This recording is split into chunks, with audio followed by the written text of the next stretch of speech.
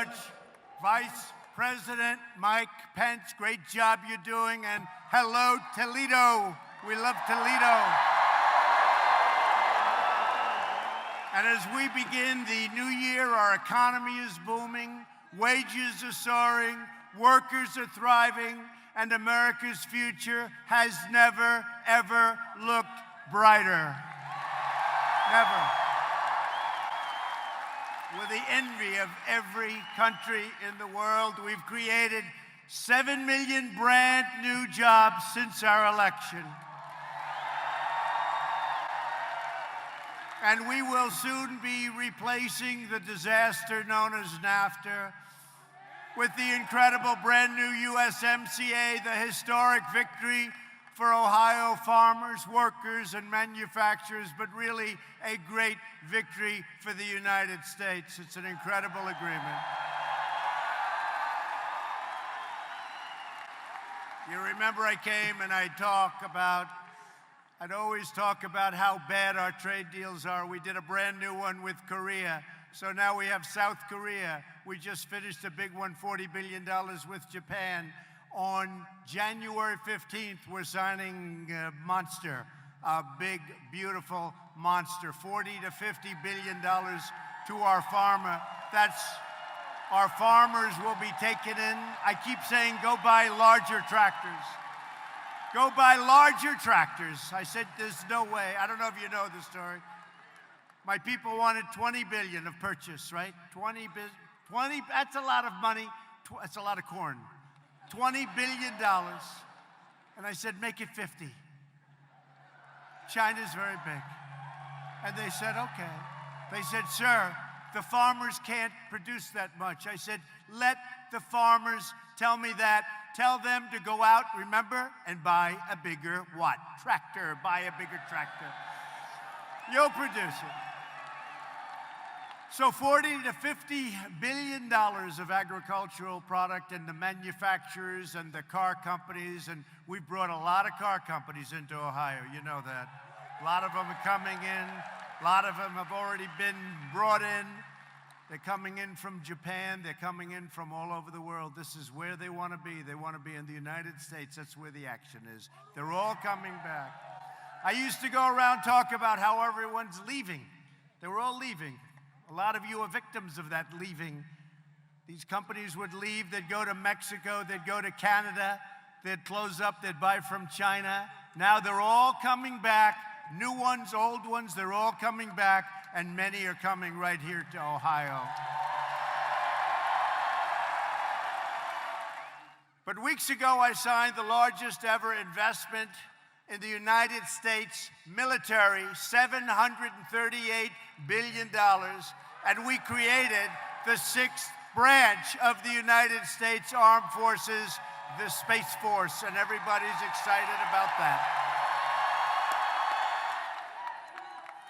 After years and years of devastating defense cuts, we have fully rebuilt the United States military. Some of it still coming in. We have everything. We've got new planes. We've got new rockets, new missiles. We've got new everything. And it's either here or coming in. $2.5 trillion in new investments. Our military is now stronger and more powerful than ever before. And if you remember, 3 years ago when I took over, we were depleted. Our military was totally depleted. And by the way, speaking of our military, have we taken care of our vets with choice? Choice. With choice. That was a big thing. You know, I used to go around and the VA was a terrible situation. People would wait weeks. He's right. He said, yes, it was. You don't hear too much about that anymore. Do you notice? Choice and accountability. You know what accountability is? For 44 years, they tried to get accountability. That's somebody bad, works for the VA, you couldn't fire them. You couldn't fire them. They could be sadistic. They could be thieves. They could be whatever they were. You couldn't get rid of them. We got accountability approved. And now we say, you're fired, get out. We get somebody that's good. 44 years. And maybe most importantly of all is choice. VA, Veterans Choice. So now you wait online, and a lot of times you'd be waiting online for 4, 5, 6 weeks. You couldn't see a doctor. Now if you have to wait, you go out to a private doctor, you get yourself taken care of, we pay the bill. What a difference it's made. What a difference it's made.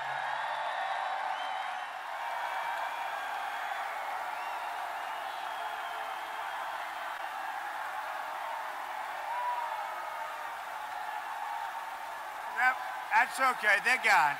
They're gone. They go home to mommy. Going home to mama. Thank you, security. Do we love law enforcement, by the way?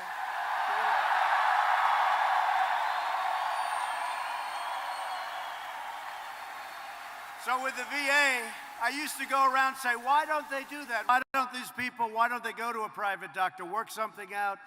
And I thought it was a brilliant plan. I said, I'm telling you, I am such a smart guy. I said, this is the most brilliant thing ever. And I went back to my people and I said, you know, I have an idea.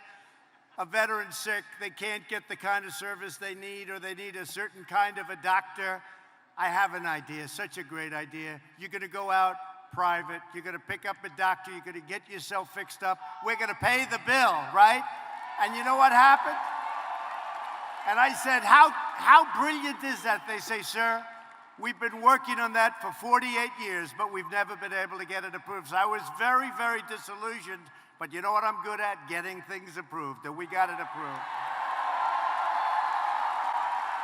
So we signed that 11 months ago, and what a difference that's made in terms of your lines and in terms of people's health. People would wait online for weeks, and some people weren't very sick, and they'd end up being terminally ill. They couldn't get to see a doctor. Now they go out, they get a doctor, we take care of them. We take care of our vets.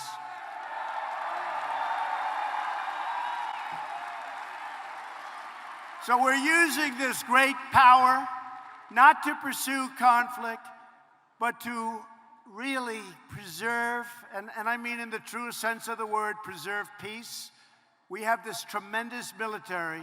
And you know what that is? That's really a great fighting force, but I hope we never have to use it. I really do. You saw an example. You saw an example of that a couple of days ago. So we seek friends, not enemies, but if you dare to threaten our citizens, you do so at your own grave peril. And last week, the United States once again took the bold and decisive action to save American lives and deliver American justice. And you know what I'm talking about.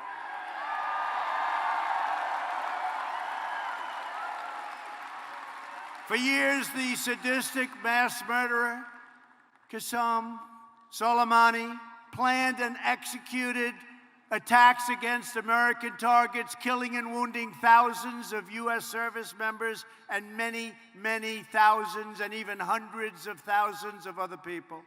As the leader of Iran's terrorist Quds Force, Soleimani spread death, destruction, and mayhem across the Middle East and far beyond. He ordered the violent assault on the American embassy in Baghdad, and you saw this was the anti-Benghazi. We got there very quickly. We got there very quickly. This is the exact opposite. We did it exactly the opposite of Benghazi, where they got there so late. All they saw when they got there days later were burning embers from days before. That's all they saw. We got there very early. We saw what was happening. I saw what was happening. I said, what's that all about? And that was going to be another Benghazi. Had they broken through the final panels of glass, they were breaking it. Had they gotten through, we would have had either hundreds of dead people or hundreds of hostages. That wasn't going to happen. And I called up our great generals. I said, get them over there now.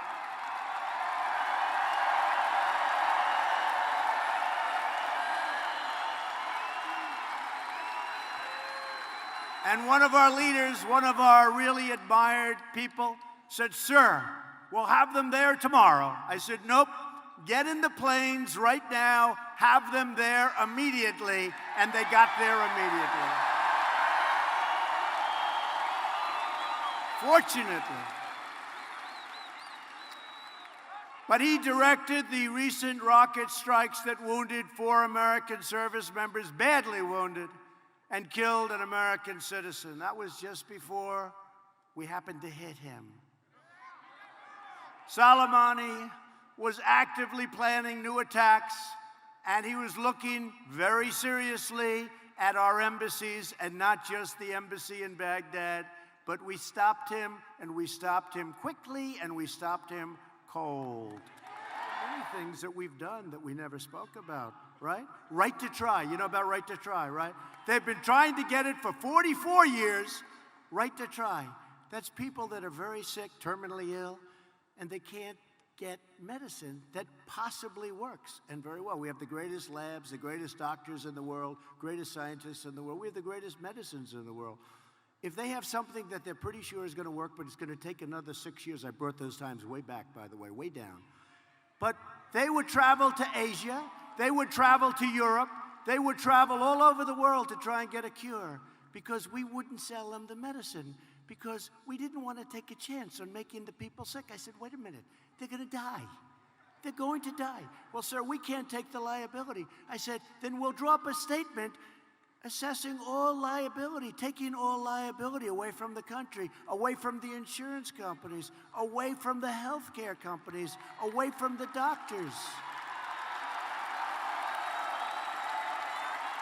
And with the great help of a lot of incredible Republicans, and we had some Democrats help us, we passed right to try. And you have to see how this has worked. Many people are being saved. And you know, the drug companies didn't like it because they didn't want to take people that sick, because they didn't want it on their charts. I said, I understand that we won't include that. We'll have a separate list over here. They said, oh, would you do that? I said, yeah, I'll do that. I'll do that. But I didn't talk about right to try. I never said I was going to get that done, and we got it done. That was a tough one to get done. Sounds simple, it was tough. There's nothing easy. Those debates are boring. They're boring. You got to sit through those things for 2 or 3 hours. You got to really be committed to the country to do that. I mean, you have some real beauties. You see where Pocahontas is slipping badly? And Bernie is going up. He's surging. Bernie is crazy, Bernie. He's surging. And Biden doesn't know the difference between Iran and Iraq. He's gotten it wrong 4 times.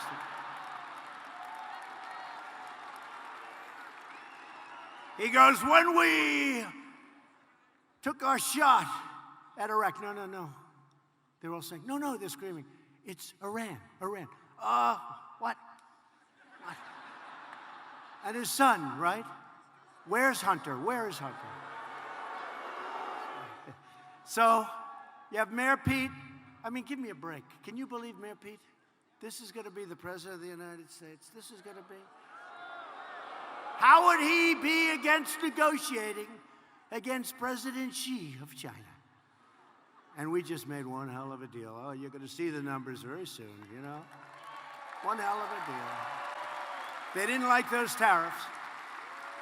Thanks to Republican leadership, America is winning again, and America, most importantly, is respected again. Respected like never before.